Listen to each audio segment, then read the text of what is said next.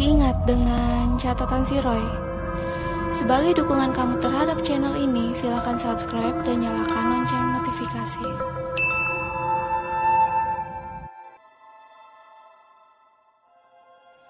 Ini adalah pengalaman yang dialami oleh temanku, panggil saja Putri. Karena aku gak mungkin nyebutin nama aslinya, soalnya ini menyangkut keluarganya. Putri itu seumuran denganku. Dan Putri bercerita kalau kejadian ini dialami waktu dia SD sekitar kelas 2 atau kelas 3 SD. Putri 3 bersaudara. Anak yang pertama laki-laki, yang kedua perempuan, dan yang ketiga itu putri. Tapi jarak usia antara Putri dan kedua kakaknya itu lumayan jauh. Singkatnya, kakaknya Putri waktu itu sudah menikah dan karena waktu SD putus sekolah akhirnya kerja sebagai kuli bangunan. Kakaknya Putri sudah punya rumah dan rumahnya itu sebelahan dengan rumah orang tuanya Putri. Terus juga kakaknya itu belum memiliki anak. Jadi di rumah itu cuman ada istrinya. Terus kakaknya Putri kita panggil saja AA ya. Nah si AA ini kerjalah, dia diajakin sama temennya untuk ada proyek bangun rumah gitu di Jakarta. Terus abis itu ya udah, kakaknya kerja merantau kuli bangunan di Jakarta, terus istrinya di kampung. Dan kegiatan sehari-hari orang tuanya Putri itu ke sawah biasanya bertani. Waktu itu Putri kelas 2 atau kelas 3 SD dan kakaknya Putri yang kedua itu sudah SMA. Singkat cerita, waktu itu handphone tuh belum banyak orang yang punya karena harganya lumayan mahal. Jadi biasanya komunikasi itu lewat wartel. Jadi kayak misalkan janjian gitu, nanti nelponnya jam berapa, jadi standby di wartel. Jadi nelpon dari wartel ke wartel lagi. Karena waktu itu juga aku ngalamin sih zamannya Mimi sama bapak komunikasinya ya lewat wartel gitu. Kayak misalkan bapak di Jakarta nih, nelpon di wartel di Jakarta, nelpon ke wartel yang ada di kampung. Paling janjian doang, kayak sebelum berangkat tuh janjian, nanti nelponnya setiap sore ya atau setiap siang ya. Terus udah ngomong juga ke pemilik wartel yang ada di kampungnya, udah minta nomor telepon juga.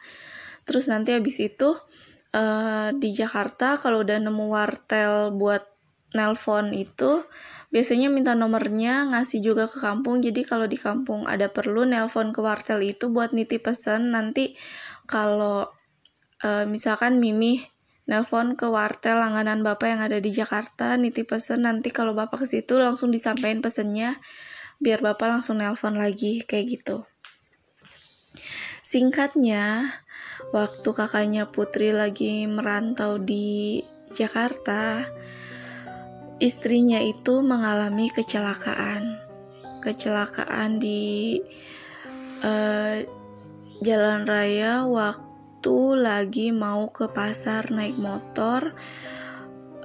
Kecelakaan tunggal dan mengakibatkan beliau meninggal di tempat karena kecelakaannya itu parah banget. Padahal ya kecelakaan tunggal tapi bisa parah banget dan sampai meninggal. Terus waktu itu orang tuanya Putri cobalah ngehubungin si kakaknya ini, tapi gak berani langsung bilang kalau istrinya kecelakaan dan meninggal karena takutnya nanti ada apa-apa sama si AA ini pas pulang ke kampung karena sedih atau apa kan. Cuman ya nelpon ke wartel langganannya si kakaknya Putri ini, si AA. Kan nelpon gitu, Mbak nanti tolong sampein ya kalau si AA ke situ suruh telepon ke sini karena ada perlu, oh iya Bu nanti disampaikan. Terus habis itu ibunya si Putri bilang juga sama si pemilik wartel, Bu nanti kalau anak saya nelpon tolong ya kayak bilangin saya karena saya ada perlu sama anak saya. Oh iya nanti kita susul deh Bu kalau ada telepon dari anaknya. Karena kan wartel itu satu kampung, jadi otomatis tahu kan rumahnya. Nah akhirnya sorenya itu si AA nelpon ke wartel. Terus abis itu kata pemilik wartel, oh tunggu ya Mas ya, tunggu 10 menit saya jemput dulu ibunya. Oh iya Mbak, makasih. Terus dimatiin teleponnya, si pemilik wartel nyuruh anaknya untuk jemput si ibu itu karena anaknya atau si AA nelpon. Terus dijemput si ibu itu, akhirnya nelpon balik ke wartel yang langganannya si AA. Terus si AA nelpon, ngobrol lah mereka, komunikasi. Terus ibunya nanya, kapan pulang kampung? Terus kata si AA, belum bisa Bu, soalnya belum selesai kerjaannya, mungkin nanti 1 minggu lagi atau 2 minggu lagi baru selesai. Terus kata ibunya, oh ya udah kalau gitu nanti kalau bisa secepatnya pulang ya. Terus anaknya tuh nanya, emang ada apa Bu, kok saya suruh cepet pulang? Enggak apa-apa, ada perlu aja cepet pulang. Terus ya ini nanya, si Neng mana Bu, kok tumben gak ada? Biasanya kalau nelpon si Neng sama ibunya Putri yang ke wartel. Si Neng itu panggilan si AA ke istrinya. Terus kata ibunya, oh iya gak apa-apa kok, si Neng lagi gak ikut, kamu buruan pulang aja ya. Oh iya Bu, nanti secepatnya diusahain secepatnya pulang. Udah tuh telepon selesai, dimatiin. Dan di rumah ya diadakan pengajian di rumahnya si AA dan juga di rumahnya si Neng atau di rumah mendiang istrinya si AA. Dan si AA belum tahu kalau istrinya sudah meninggal. Terus singkatnya selang 1 minggu lebih si AA pulanglah ke kampung. Tapi dia pulangnya itu yang busnya itu sampai kampung udah malam, sekitar pukul 10 atau 11 malam atau pukul 9 malam, aku lupa. Waktu itu pulanglah malam-malam, baru sampai di kampung dan keadaannya ya sepi, jadi belum ada warga lain yang ngasih tahu si AA kalau istrinya sudah meninggal. Terus si AA pulang, ngetok-ngetok rumah, lagi ngetok-ngetok rumahnya si AA, assalamualaikum Neng, bukan Neng, AA pulang gitu kan. Terus mamahnya si AA ini langsung buka pintu di sebelah, kan rumahnya sebelahan. Pas buka pintu langsung teriak manggil, sini dulu gitu kan. Terus ya jalan ke rumah sebelahnya, yaitu ke rumah ibunya, salim, Bu gimana kabarnya? Alhamdulillah baik, sini masuk dulu, mampir dulu. Masuk ke rumahnya itu, terus ke rumah orang tuanya, terus salim sama ibunya, salim sama bapaknya, terus ngobrol juga sama Putri, sama kakaknya Putri juga yang perempuan. Terus abis ngobrol-ngobrol, si A juga bawain oleh-oleh dari Jakarta. Terus ibunya Putri belum bercerita apa-apa nih tentang si Neng.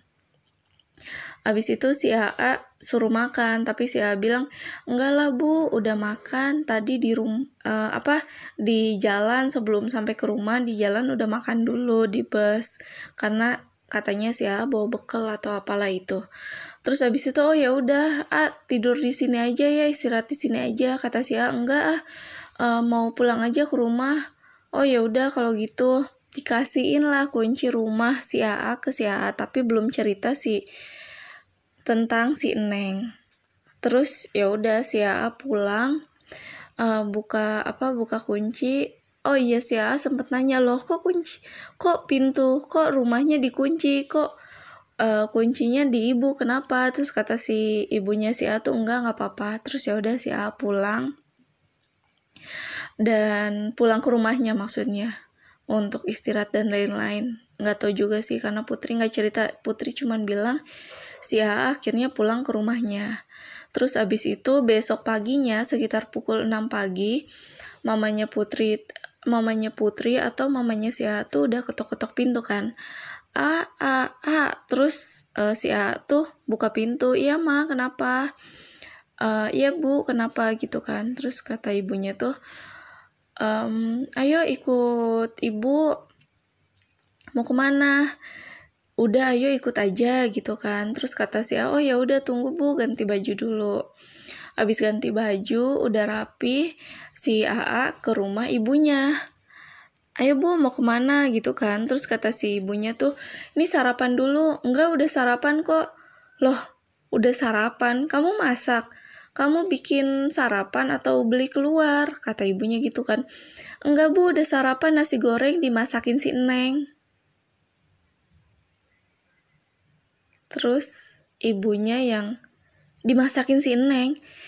Iya bu, tadi pagi si Neng bikinin AA nasi goreng.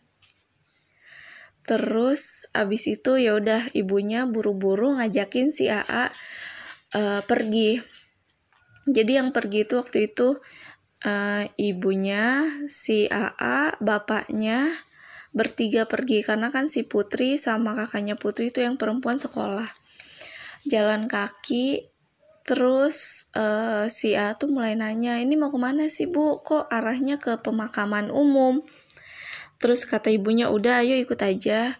Udah sampai di pemakaman umum, si A ini diajak ke sebuah makam yang masih baru lah kelihatan dari bunga-bunganya dan lain-lain. Terus ya kaget karena si A ngeliat di batu nisan itu tertulis nama istrinya. Terus ya A nanya, bu ini maksudnya apa? Terus ibu bilang, yang sabar ya yang sabar, si Neng udah gak ada, yang sabar. Terus ya A ngamuk di makam, dia gak percaya kalau istrinya itu gak ada. Sama bapaknya ditenangin, dia tetap ngamuk, dia lari kenceng banget. Katanya si Putri diceritain sama ibunya, lari kenceng banget dari pemakaman umum, lari ke rumahnya. Terus sampai rumahnya katanya teriak-teriak nyariin si Neng. Terus kata ibunya, yang sabar, jangan gitu, jangan ngamuk, yang sabar, istighfar gitu kan, si Neng udah gak ada, istighfar yang ikhlas. Terus ya ini tetap teriak-teriak manggil-manggil si Neng karena si A ini gak percaya kalau si Neng udah gak ada. Soalnya pas malam-malam itu, pas si A pulang, itu si Neng ada di rumah. Si Neng ada nyambut si AA, nyiapin makan, nyiapin kopi buat si AA. Bahkan mereka malam itu sempat melakukan suami istri. Terus paginya si Neng bikin sarapan untuk si AA, nasi goreng. Bahkan si AA tuh bilang waktu si AA mau pergi sama ibunya yang ternyata pergi ke makam, itu posisinya si Neng lagi nyuci di kamar mandi. Dan emang bener, cucian bajunya tuh udah ada yang nyuciin gitu di ember. Dan itu gak masuk akal banget sih. Abis itu si AA mulai tidak waras lagi, atau bisa dibilang gangguan jiwa, atau sekarang dibilangnya ada istilah-istilahnya. Si A ini mulai sering halusinasi, dan dia kalau keluar rumah, kalau melihat perempuan, dia tuh suka ngejar gitu, kayak ngejar sambil manggil Neng, ini A, kayak gitulah. Dan orang-orang tuh mulai resah. Akhirnya si A tuh dikurung di rumah. Dan selama si A dikurung di rumah, ibunya kan kerja kan sama bapaknya ke sawah. Dan selama mereka ke sawah kadang kecolongan gitu, si A kabur dari rumah. Terus mulai meresahkan, akhirnya terpaksa si A ini dipasung. Dan kabarnya lagi waktu SMP itu, waktu Putri SMP, si AA meninggal dalam keadaan dia dipasung. Dan akhirnya rumahnya si AA dan si Neng ini dibongkar karena jadi serem semenjak kejadian itu.